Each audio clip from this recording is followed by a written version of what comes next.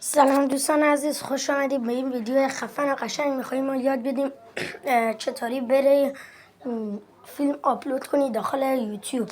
اول ما حالا میریم فیلتر شکن رو باید بزنیم، فیلتر شکن رو بزنیم بریم داخلش تا یاد بگیریم چطوری بری فیلم آپلود کنی داخل یوتیوب.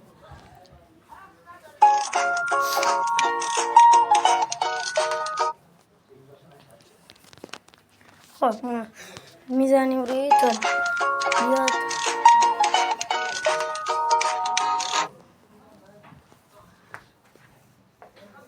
خب نوشته اتصال برقرار است، دیگه تمام. میرید داخل یوتیوب. خب بعدش میریم اینجا فیلمی که میخوایم بذاریم، مثلا اینه. بعدش میایم اسم فیلم رو میزنیم فیلم، مثلا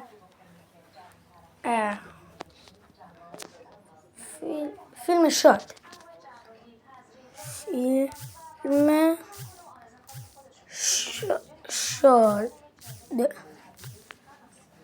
خب میزنیم بعدی، میزنیم اینجا و میریم داخل.